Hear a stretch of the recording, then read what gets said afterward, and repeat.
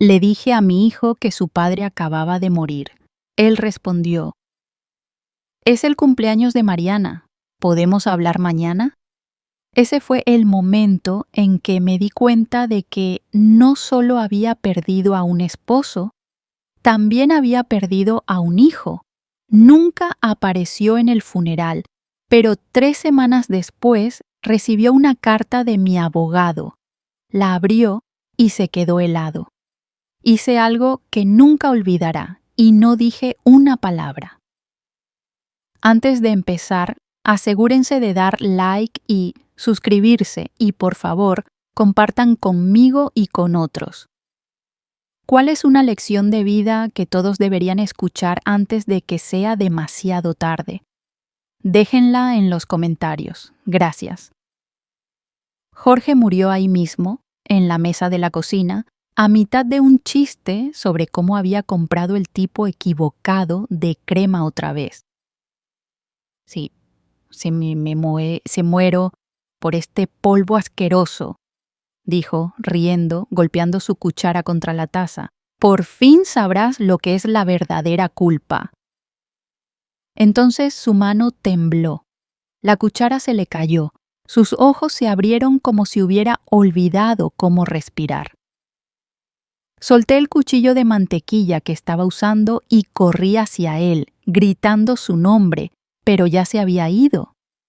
Su cuerpo se desplomó antes de que pudiera siquiera llamar al 911, antes de que mis rodillas tocaran el suelo, antes de que pudiera preguntarle si era otra de sus malditas bromas.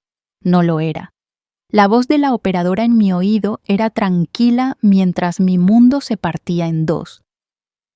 Seguí susurrando su nombre mientras me guiaban para hacer compresiones torácicas, pero ya lo sabía.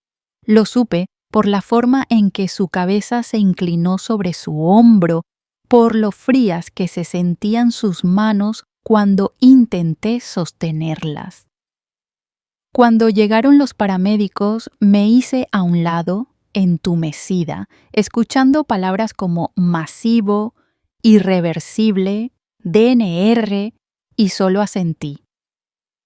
La casa de repente se sentía demasiado ruidosa y demasiado silenciosa al mismo tiempo. Me senté en el borde del sofá mirando el suelo. Y después de que lo cubrieron, después de que me dijeron que no había nada más que pudieran hacer, tomé mi celular. Llamé a Diego, mi único hijo. Sonó 5 veces. Cuando finalmente contestó, yo estaba temblando, pero logré decir: «Diego, es papá. Se desplomó. Está muerto». Hubo una pausa, y luego su voz, plana, distraída, dijo: «Ay, mamá, hoy es el cumpleaños de Mariana. ¿Puedo llamarte luego?». Al principio no entendí las palabras. Pensé que las había imaginado, pero luego añadió: «Ella tiene planeado un brunch y tenemos visitas». No dije nada, ni un grito, ni un sollozo, solo silencio. Mi mano bajó el teléfono por instinto. Colgué a mi propio hijo antes de que pudiera escuchar algo más que me rompiera aún más. La habitación a mi alrededor comenzó a zumbar, como si mis oídos se llenaran de presión. Miré la silla de Jorge, la que siempre usaba para el desayuno, para los crucigramas de medianoche, la silla en la que aún estaba desplomado, y me senté a su lado durante lo que parecieron horas, sosteniendo su mano como si eso pudiera traerlo de vuelta. En algún momento llegó el forense. Preguntaron si quería un momento. No quise. ¿De qué servía? El momento que necesitaba ya se había ido. Subí las escaleras, cerré la puerta con llave y me acosté en nuestra cama sin cambiar las sábanas. El celular de Jorge estaba en la mesita de noche. Lo tomé, esperando, Dios esperando que hubiera algo. Y lo había. Un registro de una llamada perdida de anoche. 10:42 p.m. Una llamada perdida a Diego. Sin mensaje de voz, sin respuesta. Él intentó. Jorge intentó hablar con él anoche. Tal vez sabía que algo andaba mal. Tal vez lo sintió. Y nuestro hijo lo ignoró. Sostuve el celular contra mi pecho y sentí el peso de todo lo que habíamos construido. 42 años de matrimonio, una casa llena de recuerdos, un hombre que trabajó cada maldito día para asegurarse de que su familia nunca careciera de nada. Y el silencio de Diego resonó más fuerte que cualquier eulogia. El día del funeral de Jorge fue como entrar en un universo paralelo donde podía ver los labios de todos moverse, pero no escuchaba nada más que el silencio ensordecedor de la ausencia de Diego. Me paré junto al ataúd aferrándome al borde del atril, tratando de mantenerme en pie, mientras personas que no veía en años se acercaban y susurraban cosas como: «Era un gran hombre, lo sentimos mucho». Y todo lo que podía pensar era en cómo mi hijo, mi único hijo, no estaba allí, ni en los bancos, ni a mi lado, ni siquiera en el maldito estacionamiento. Cuando llamé la noche anterior para confirmar la hora del funeral, Mariana contestó y me dijo que Diego aún lo estaba pensando porque ya habían reservado un fin de semana fuera y las tarifas de cancelación eran altas tan cerca de la fecha. Recuerdo haber mirado el celular parpadeando mientras ella hablaba sobre cómo el cumpleaños de Mariana también era importante y que estaba tratando de mantener las cosas ligeras por su propia salud mental. No respondí. Solo colgué. No quería suplicar por asistencia a un funeral, menos al de Jorge. No cuando él fue quien se quedó despierto toda la noche con un Diego con cólico, quien pasó fines de semana construyendo ciudades de Lego y enseñándole a balancear una chequera a los 12 años. Y no cuando Jorge llamó a Diego la noche antes de morir y nunca recibió respuesta.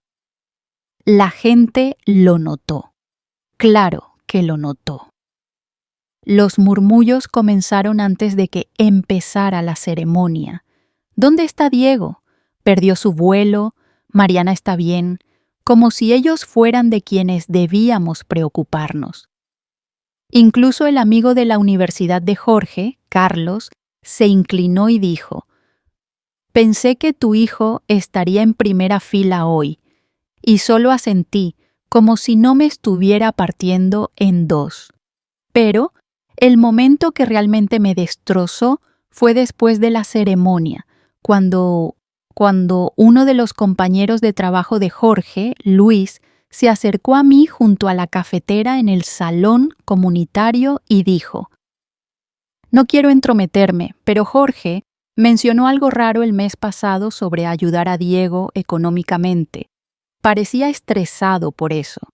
Eso me detuvo en seco, porque Jorge nunca me había dicho nada de eso. No teníamos secretos, o eso pensaba. No le pedí a Luis que explicara más. Solo sonreí, le agradecí por venir y me excusé al baño, donde me senté en la tapa del inodoro y miré el suelo hasta que alguien tocó, preguntando si todo estaba bien. Nada estaba bien. Mi hijo faltó al funeral de su padre por un brunch y un viaje de fin de semana, y ahora estaba escuchando pistas de estrés financiero y secretos. Esa noche, cuando llegué a casa, el silencio en la casa era insoportable. Me serví una copa de vino, miré la silla de Jorge y traté de no pensar en lo fría y sola que me sentía. Entonces abrí mi celular y vi una foto que Mariana había publicado en Instagram.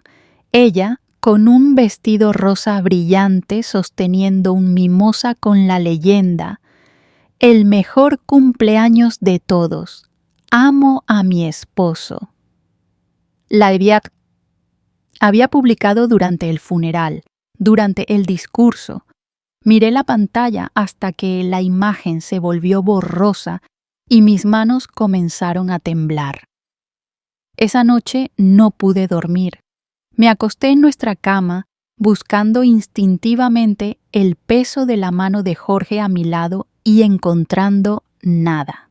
A las 3 de la mañana me levanté, abrí el cajón del escritorio de Jorge y comencé a sacar papeles, estados de cuenta, registros de seguros, recibos viejos, cualquier cosa que pudiera explicar lo que Luis había dicho, porque ahora no era solo duelo, ahora había algo más frío, una sensación de que tal vez no conocía toda la historia de mi propia familia, y la única persona que podría haber respondido todo, Jorge, ya no estaba.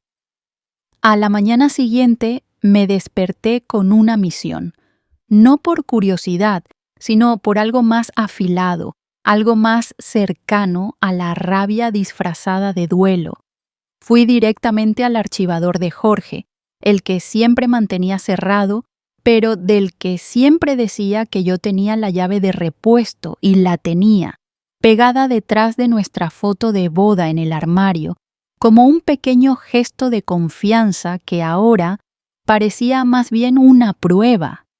Abrí el cajón y comencé a revisar carpetas llenas de años de declaraciones de impuestos, planes de jubilación, estados de cuenta bancarios organizados por mes y año, como un hombre que nunca esperaba morir a mitad de una frase. No tardé mucho en encontrarlo. Una carpeta azul delgada etiquetada Transferencias Diego. Me senté, con el corazón latiendo fuerte, y revisé una cronología de traiciones silenciosas. Transferencias regulares desde la cuenta de Jorge a la de Diego, $2,000 aquí, 3,500 allá, y una que me dejó las manos frías, 12,000 etiquetada como Urgente Mariana Médico. Miré los números como si pudieran cambiar si parpadeaba lo suficiente. Había 15 transferencias en los últimos 18 meses. No tenía idea. Jorge nunca me lo dijo. No teníamos secretos. Eso acordamos el día que unimos cuentas bancarias y elegimos una cuna juntos. Seguí leyendo, buscando una pista, algo que le diera sentido. Entonces lo encontré. Una carta doblada y metida entre los últimos 2 estados de cuenta. Estaba escrita a mano en papel amarillo de bloc legal, del tipo que Jorge siempre tenía en su escritorio. Y no estaba dirigida a mí, estaba dirigida a Diego. Diego, decía, es la segunda vez que le dices una cosa a tu madre y haces otra. He guardado silencio porque quería creer que estaba siendo honesto, pero si vuelves a mentir sobre los gastos de Mariana, o si descubro que has usado este dinero para algo diferente a lo que dijiste, no tendré más remedio que cortarte por completo. Te quiero, pero no dejaré que abuses de la confianza de tu madre. No estaba firmada, pero conocía la letra de Jorge como conocía las arrugas de su palma. Nunca la envió. Estaba fechada 2 semanas antes de su muerte. Me quedé allí, mirándola, con la mano temblando, los bordes del papel arrugándose en mi agarre. Mi mente seguía volviendo a la forma en que sonó la voz de Diego por teléfono después de que le dije que su padre había muerto. Tranquila, molesta, como si le estuviera pidiendo que cancelara una cita con el dentista. No podía respirar, no podía llorar. Solo me quedé atrapada en la horrible certeza de que el hombre que amaba había pasado los últimos meses de su vida luchando en silencio contra las mentiras de nuestro hijo mientras me protegía de las consecuencias. Y ahora Diego, que no se molestó en aparecer en el funeral, había aceptado decenas de miles de pesos mientras fingía que no pasaba nada. Volví a guardar la carpeta en el cajón lo cerré con llave y puse la llave detrás de la foto donde pertenecía. No por respeto, sino porque necesitaba tiempo para pensar.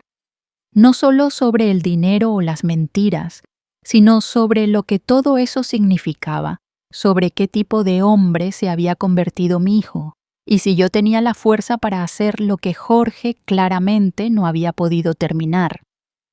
Me senté en la mesa de la cocina, el mismo lugar donde Jorge murió 5 días antes, y miré la misma taza de café que había sostenido, aún sin lavar en el fregadero. No sabía qué iba a hacer todavía, pero sabía una cosa. Estaba harta de fingir que todo estaba bien. Llegó sin avisar un miércoles, 5 días después del funeral, como si eso de alguna manera lo compensara, como si el duelo tuviera una fecha de caducidad y su aparición tardía aún pudiera contar para algo. Pero cuando abrí la puerta y vi a Diego parado allí con las manos en los bolsillos de su chaqueta y esa mirada hueca e incómoda en los ojos, no sentí alivio, sentí cálculo, como si hubiera venido no por tristeza, sino por obligación o, peor aún, por control de daños. Detrás de él estaba Mariana, sentada en el auto estacionado en la entrada, como si estuviera lista para arrancar en el momento en que las cosas se pusieran incómodas, lo que me dijo todo antes de que él siquiera abriera la boca. «Mamá», dijo, y me hice a un lado sin decir nada, llevándolo a la sala donde la silla de Jorge seguía intacta, un monumento silencioso a todo lo que Diego había ignorado.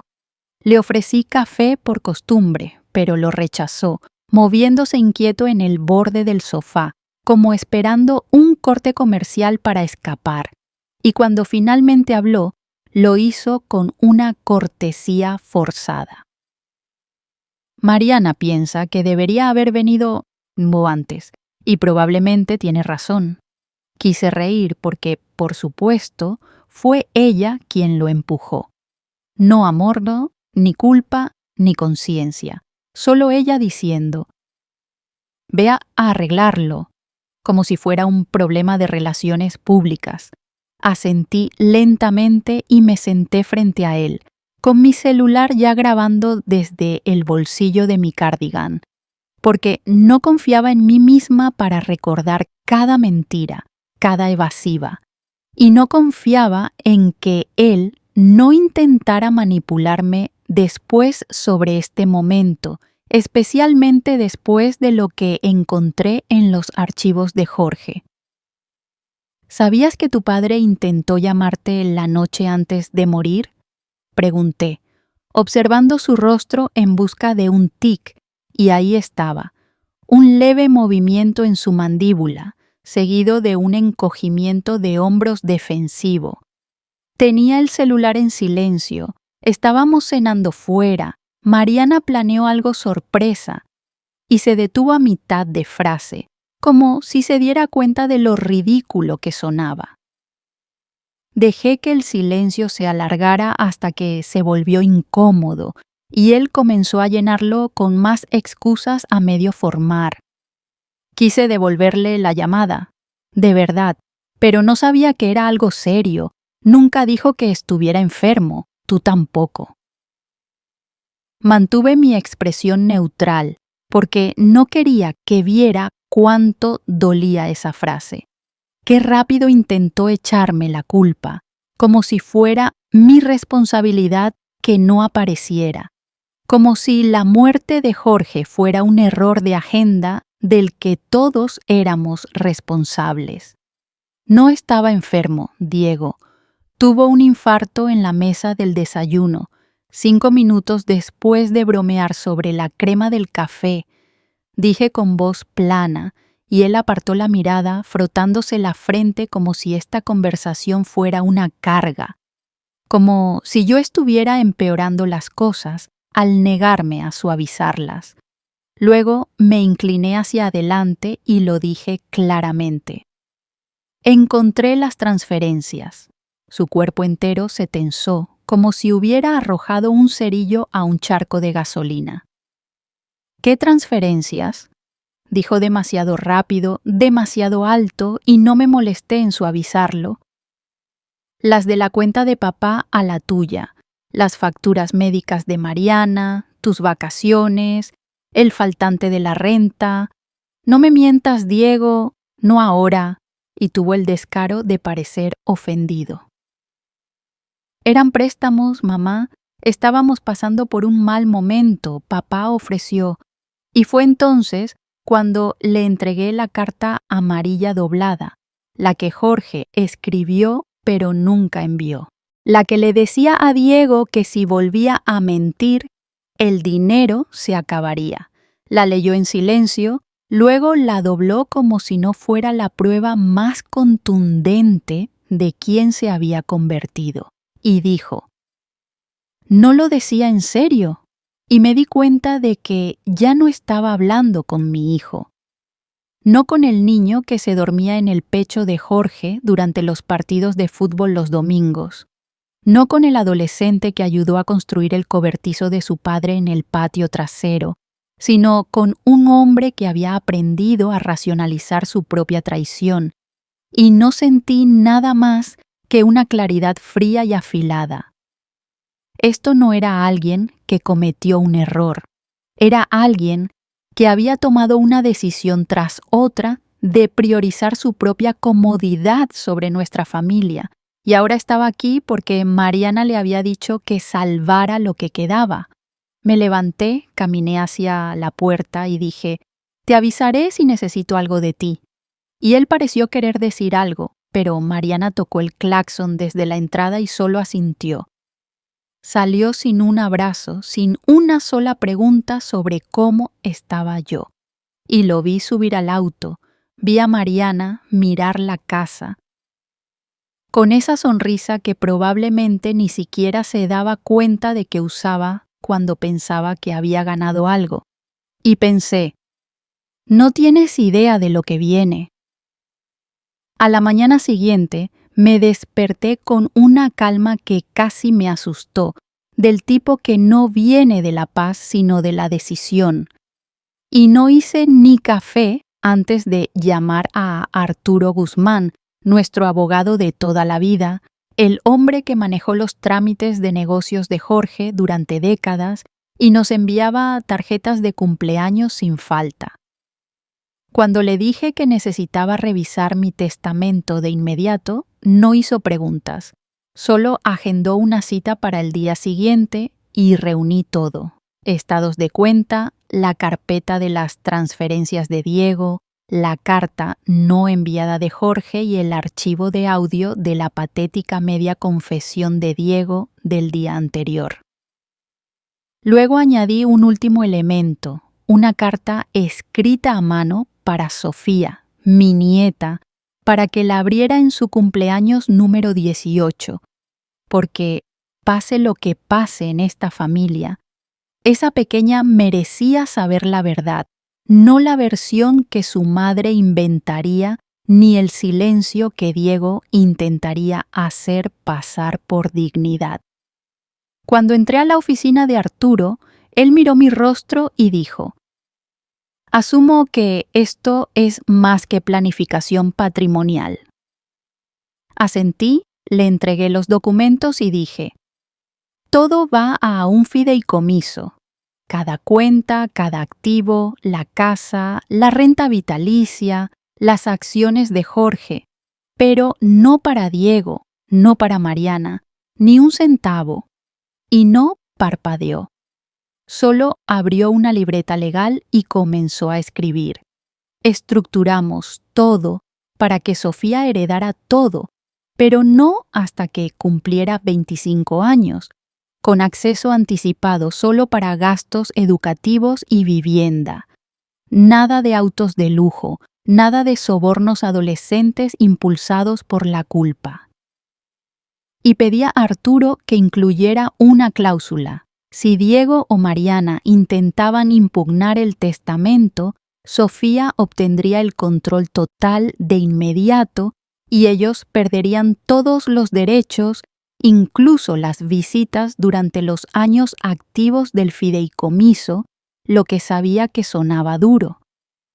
Pero cuando un padre elige un brunch sobre un funeral y una esposa elige la manipulación sobre el duelo, dejas de preocuparte por la diplomacia y comienzas a proteger el único pedazo de tu esposo que queda en la tierra. Arturo revisó todo 2 veces, añadió una sección para la carta que había escrito, sellada en un sobre manila etiquetado para Sofía en su cumpleaños 18, e incluyó una transcripción de la visita de Diego, confirmando el engaño, el abuso financiero y el abandono emocional. Y luego me miró y dijo: «Esto es sólido, Clara, sin lagunas, sin puntos débiles, pero le va a pegar fuerte». Y dije: «Ese es el punto, Arturo. Se supone que debe hacerlo». El borrador final fue notariado y presentado en 1 hora, y salí sintiendo no que había ganado, sino que había recuperado algo, un límite, una línea en la arena que Jorge nunca había podido trazar del todo, y no era venganza, era la realidad. Si mi hijo quería tratar a sus padres como cajeros automáticos sin fecha de caducidad, entonces descubriría cuánto tiempo había estado observando esa máquina, documentando, esperando el momento exacto para cortar el cable. Esa noche me senté en la mesa de la cocina con una copa de vino y releí la carta que escribí para Sofía.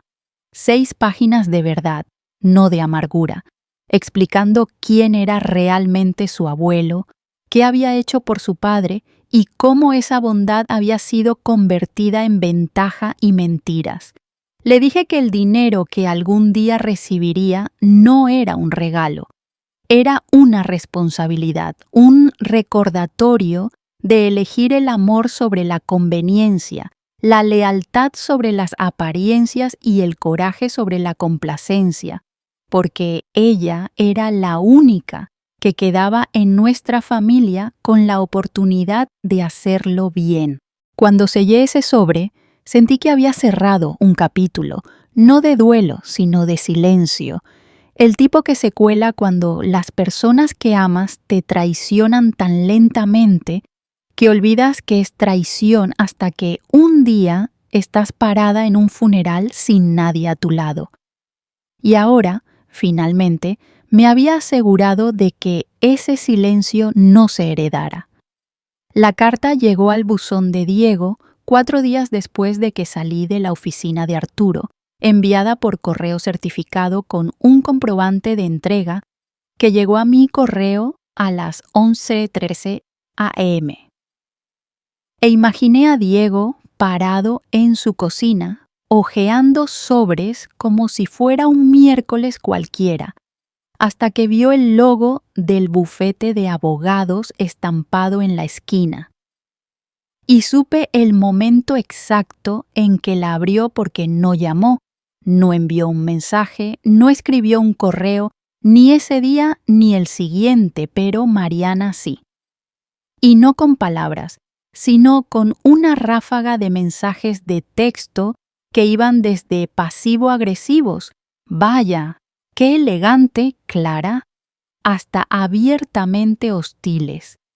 Eres increíble. ¿Acaso te importa Sofía?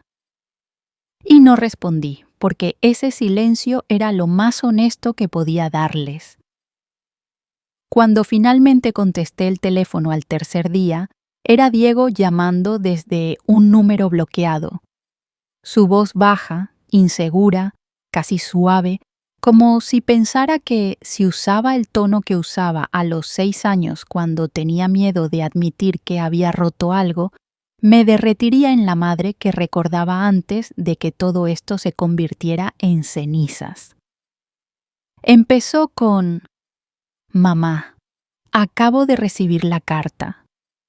Como si no lo supiera ya, como si las últimas 72 horas no hubieran estado cargadas con el peso de su reacción. Y no dije nada, solo dejé que el silencio hablara. Y cuando finalmente dijo, ¿es esto real?, respondí, dímelo tú, porque no hay nada más que explicar. Y la pausa que siguió se sintió como los 10 segundos más largos de mi vida antes de que él dijera. No sabía que papá se sentía así. Y me quebré, no grité, no me enojé, solo me quebré en hielo. No lo sabías porque nunca preguntaste, Diego. Estabas demasiado ocupado fingiendo que éramos opcionales. Y fue entonces cuando Mariana tomó el teléfono en la otra línea, su voz cortante, exigente. No puedes desheredar a tu propio hijo, eso es una locura.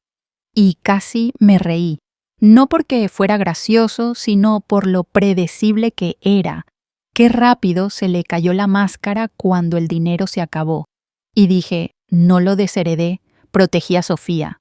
Y Mariana se burló. ¿De nosotros? Como si no pudiera concebir que ella misma fuera una amenaza. Y respondí, de este momento, esta conversación, esta actitud de superioridad. Y antes de que pudiera soltar el veneno que tenía preparado, colgué, porque ese era el límite. No puedes elegir el abandono y luego exigir acceso. No puedes optar por no estar en el duelo y luego reclamar una herencia. No puedes borrar el funeral y luego reescribir el testamento. Me senté en la mesa de la cocina después, el mismo lugar donde el corazón de Jorge se detuvo, mirando el silencio que siguió, y por primera vez desde el funeral, sentí algo cercano a la quietud, no felicidad, no cierre, sino control. Como si finalmente hubiera hecho lo que Jorge no pudo hacer antes de que fuera demasiado tarde. Más tarde esa noche recibí un último mensaje de Diego. Solo decía, no sé cómo regresamos de esto. Y no respondí, porque la respuesta ya no era mía para dar. Era de Sofía. Y algún día, cuando ella fuera lo suficientemente mayor para entender todo, decidiría quién merecía un lugar en su futuro. Y ese fue el legado que dejé atrás. Aparecieron un domingo por la tarde sin avisar. Mariana salió del auto con tacones demasiado altos para un enfrentamiento en la entrada, y Diego la seguía como si no estuviera seguro de si estaba allí para apoyarla o contenerla. Y en el segundo en que abrí la puerta, ella comenzó, no con un saludo, no con una pregunta, sino con una acusación. Estás manipulando a esta familia con amenazas legales, dijo, su voz afilada y ensayada, como si la hubiera practicado frente al espejo. Y me quedé en el umbral, sin moverme, sin invitarlos a pasar, solo dejando que el peso de sus palabras chocara contra el silencio entre nosotros. Y luego añadió, nos estás castigando por poner límites. Y fue entonces cuando lo vi, la inclinación arrogante de su cabeza, la creencia de que, de alguna manera, todavía tenía la ventaja moral. Incluso después de saltarse el funeral de Jorge, incluso después de desviar dinero a través de Diego, incluso después de intentar hacerse la víctima en una historia que ella misma escribió. No dije nada, solo me hice a un lado lo suficiente para que entraran, sobre todo porque sabía que Sofía estaba arriba, en el pasillo, escuchando a medias como hacen todos los niños, y algo en mí necesitaba que ella presenciara esto, no para herirla, sino para protegerla, para darle la verdad como armadura. Mariana entró a la sala con paso firme, su perfume pesado, sus palabras más pesadas aún, y Diego se sentó en silencio con los ojos en el suelo, mientras ella tomaba el control, como siempre. «Hablamos con un abogado», dijo, cruzada de brazos, «y si este testamento no se revisa, podríamos tener motivos para cuestionar tu capacidad». Y entonces hablé, tranquila y baja. «¿Estás amenazando con declararme mentalmente incapaz?» Y Mariana se encogió de hombros. «Solo digo que no es algo inaudito. El duelo hace cosas raras a las personas». Y vi a Diego estremecerse ante eso. No sé si fue por culpa o vergüenza. Y entonces escuché el leve crujido del suelo en el pasillo de arriba. Sofía cambiando de posición, escuchando, y supe que cada palabra que se decía estaba siendo absorbida por la única persona en esta familia que aún tenía la oportunidad de ver claramente. Me volví hacia Diego y pregunté, ¿estás de acuerdo con ella? Y no respondió, solo tragó saliva y miró a otro lado. Y ese silencio fue más fuerte que cualquier cosa que Mariana había dicho, porque confirmó lo que necesitaba saber. No la detendría, no se enfrentaría a ella, no defendería a su madre ni la memoria de su padre, no cuando significaba arriesgar un conflicto en su propia casa. Mariana tomó ese silencio como combustible. Se acercó más y dijo, «Estás destrozando esta familia por dinero». Y me reí, no fuerte, no burlona, solo una risa seca. Del tipo que sueltas cuando algo es tan absurdo que cruza la tragedia. Y dije, «Yo estoy destrozando la familia. Jorge murió solo, su propio hijo no apareció y estás preocupada por la herencia». Y fue entonces cuando vi a Sofía entrar al pasillo, a mitad de las escaleras, con los ojos abiertos, pero firmes. Y Mariana se giró, sobresaltada, pero Sofía no dijo una palabra, solo miró a su padre, luego a mí, y regresó lentamente arriba. El peso de ese momento silencioso quedó suspendido en la sala como una nube de tormenta a punto de estallar. Mariana lo notó también, su expresión vaciló por primera vez y dijo, «Ella no entiende». Y respondí, «Entiende más de lo que crees». Y luego abrí la puerta de entrada, la mantuve abierta de par en par y dije, «Hemos terminado aquí». Y Diego se levantó sin protestar, salió delante de Mariana y ella dudó por un segundo, como si quisiera decir algo más, pero en cambio lo siguió, sus tacones resonando contra el suelo, y cerré la puerta detrás de ellos antes de que su último paso tocara el porche. Fue 3 semanas después de ese enfrentamiento cuando lo encontré.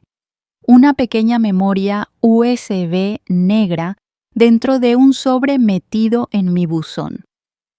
Sin nota, sin etiqueta, solo mi nombre escrito con la cuidadosa letra de Sofía, de 12 años.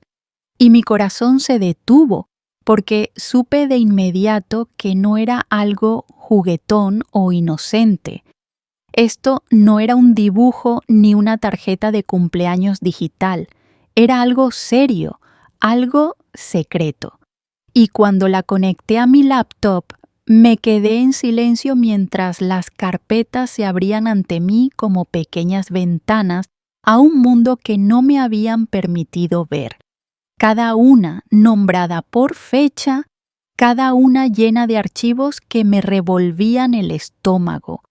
Grabaciones de llamadas telefónicas, capturas de pantalla de mensajes de texto, incluso algunos videos filmados desde detrás de la puerta de su habitación, temblorosos, pero lo suficientemente claros para captar cada palabra que Mariana y Diego pensaban que estaban a salvo detrás de puertas cerradas.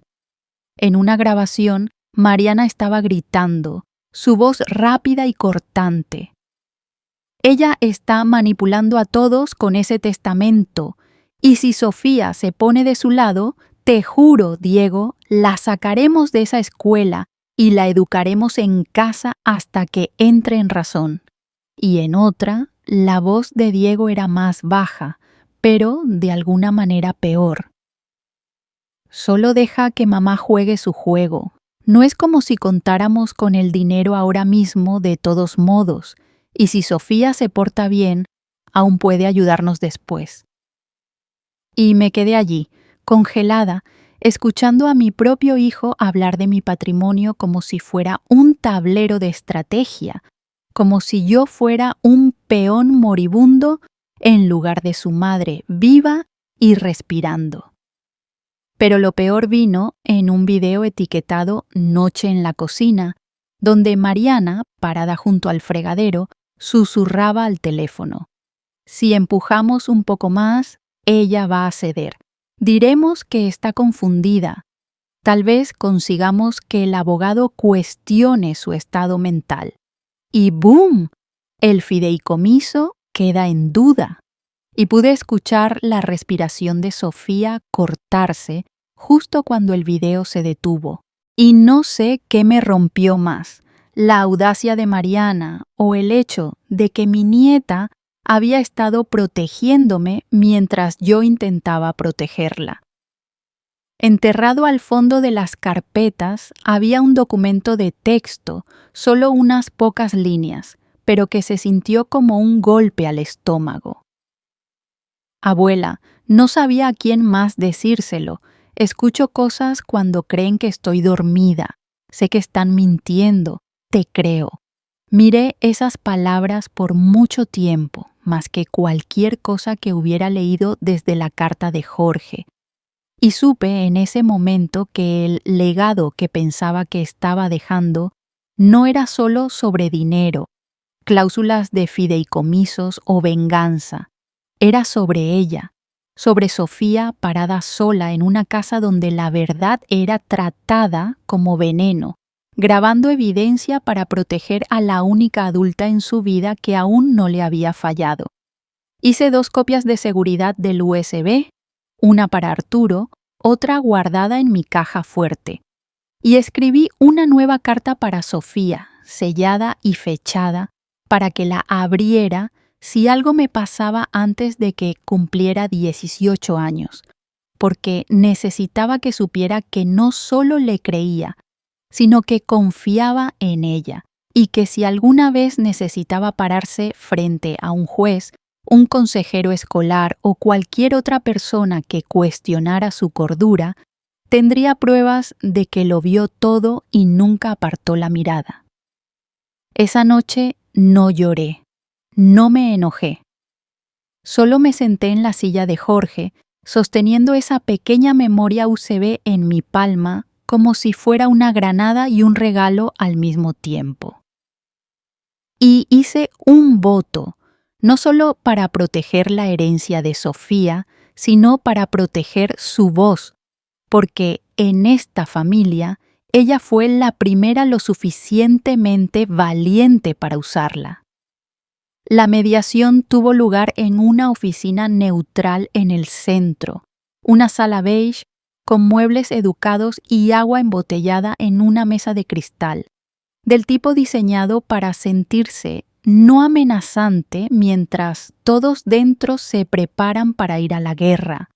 Y cuando Diego y Mariana entraron, ella vestida como si fuera una audición para un drama judicial y Diego luciendo 10 años mayor que hace un mes, no los saludé, no ofrecí una sonrisa, solo me senté con Arturo a mi lado, la carpeta con la memoria USB de Sofía, las transferencias bancarias, la carta no enviada de Jorge y la transcripción de la visita grabada de Diego apiladas cuidadosamente frente a mí como una amenaza silenciosa envuelta en papel. La mediadora se presentó y comenzó con un tono cálido y neutral, preguntando por qué estábamos allí. Y Mariana inmediatamente lanzó su narrativa, pintándome como una mujer destrozada por el duelo y vengativa, sugiriendo que mis decisiones estaban impulsadas por inestabilidad emocional y un posible deterioro cognitivo. Y la observé ensayar su victimismo como un guión memorizado. Mientras Diego estaba sentado a su lado, en silencio, con el rostro tenso, los ojos desviándose cada vez que lo miraba. Y cuando fue mi turno, no alcé la voz, no temblé, solo pasé la carpeta por la mesa y dije, «por esto», y observé a la mediadora hojear página tras página de documentación, fechas, transacciones, notas escritas a mano, la lista de archivos de audio y finalmente la memoria USB de Sofía con una simple etiqueta impresa. Evidencia.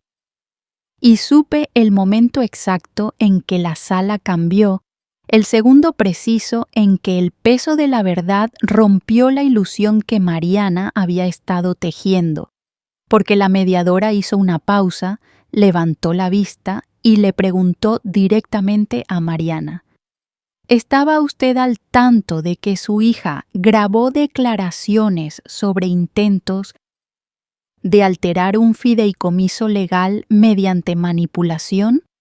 Y el rostro de Mariana palideció mientras balbuceaba. Tiene 12 años. No entiende el contexto. Pero ya era demasiado tarde.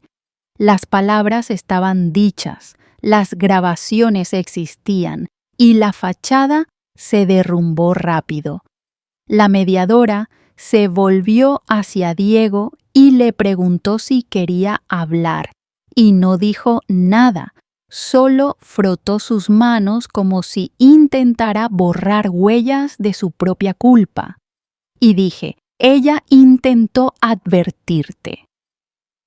Y fue entonces cuando Mariana explotó, no con palabras de defensa, sino con furia, rabia pura y sin filtro, golpeando la mesa y gritando: «Todo esto es porque no pudiste soportar que tu esposo muriera. Ahora nos estás castigando porque estás sola». Y la mediadora, con calma, le pidió que saliera un momento para tranquilizarse. Y Mariana salió furiosa, sus tacones resonando en el pasillo, dejando a Diego atrás. Y por primera vez desde el funeral de Jorge, Diego finalmente me habló directamente, con voz pequeña y cansada. No sabía que las cosas se habían puesto tan mal. Y le dije, «No quería saber». Y él asintió lentamente, mirando al suelo. «Solo quería paz». Y le dije, «No encuentras la paz en el silencio, la encuentras al levantarte cuando importa». Y cuando la mediadora regresó, nos informó que no había base para impugnar el fideicomiso, que era legalmente sólido, moralmente justificado y respaldado por una documentación abrumadora, y que las declaraciones de Sofía tenían peso como evidencia de presión indebida dentro del hogar. Mariana no volvió, ni siquiera para escuchar el resultado, y Diego se fue poco después, en silencio, sin un apretón de manos, sin mirar atrás, y me quedé un momento recogiendo mis cosas y sentí una extraña sensación recorrerme. No era triunfo, no era alivio, sino una especie de tristeza asentada, del tipo que llega cuando te das cuenta de que la batalla terminó, no porque ganaste, sino porque la verdad finalmente hizo imposible que alguien siguiera fingiendo lo contrario. Sofía cumplió 18 años el viernes pasado y el día llegó no con globos ni pastel, sino con un golpe suave en mi puerta justo después del mediodía. sus ojos abiertos pero firmes, mientras entraba y me entregaba la carta que le había escrito hace 5 años, sin abrir, aún sellada, y dijo: «Quise leerla contigo». Y no dije nada, solo asentí y observé cómo abría cuidadosamente el sobre, como si pudiera romperse en sus manos, desplegando las 6 páginas en las que había vertido mi alma cuando todo parecía derrumbarse, y leyó en silencio durante varios minutos, su rostro pasando de la concentración a las lágrimas, deteniéndose solo una vez para preguntar: «¿Todo esto sigue siendo cierto?». Y dije cada palabra, y me abrazó más fuerte de lo que nunca lo había hecho, susurrando: «Gracias por decirme la verdad cuando nadie más lo hizo». Y sentí cada onza de dolor y propósito dentro de ese abrazo. Después nos sentamos juntas en la vieja silla de Jorge, y ella sacó su celular y me mostró un video corto. Ella, parada frente a un juez en una audiencia de cambio de nombre legal, diciendo claramente: «Quiero cambiar mi segundo nombre a Clara, por mi abuela». Y no pude detener las lágrimas entonces, no pude contener la forma en que mi pecho se abrió al escuchar cómo reclamaba su identidad, eligiendo una parte de esta familia que no la lastimó, no le mintió, no la trató como un medio para un fin.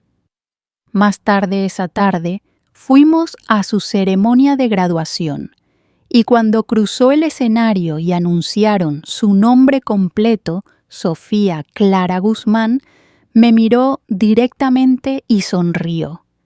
Y vi en su rostro no solo orgullo, sino claridad, del tipo que Jorge solía tener cuando tomaba decisiones difíciles que nadie más entendía hasta que era demasiado tarde. Diego estaba allí también, sentado solo en la última fila, con los ojos rojos, el traje arrugado, aplaudiendo más por obligación que por alegría, y no se acercó a mí. No se acercó a Sofía tampoco, no porque no se lo permitieran, sino porque creo que finalmente entendió lo que significaba estar desconectado en formas más profundas que una cuenta bancaria. Después de la ceremonia, Sofía corrió hacia mí primero, me abrazó de nuevo y susurró que me había elegido para vivir conmigo el próximo semestre. Su compañera de cuarto se había retirado y me reí entre lágrimas, sabiendo que tendría otro año de sus historias, su música de fondo, su cepillo de dientes en mi baño, como una victoria silenciosa contra todo lo que Mariana intentó orquestar. No mencionamos a Mariana ese día, ni una sola vez, porque para entonces se había desvanecido en el fondo como una subtrama que había perdido relevancia. Su silencio era más elocuente que cualquier disculpa que nunca dio. Y cuando acosté a Sofía esa noche en su antigua habitación infantil, dejé la puerta entreabierta, como solía hacerlo, y ella dijo: «Me diste una vida que ni siquiera sabía que necesitaba», y besé su frente y dije: «Tú la elegiste, cariño, yo solo despejé el camino». Y mientras caminaba por el pasillo de regreso a mi habitación, pasando por la foto de Jorge en la pared, toqué el marco y dije suavemente: «Ella va a estar bien, amor, vamos a estar bien». Y por primera vez en años, realmente lo creí.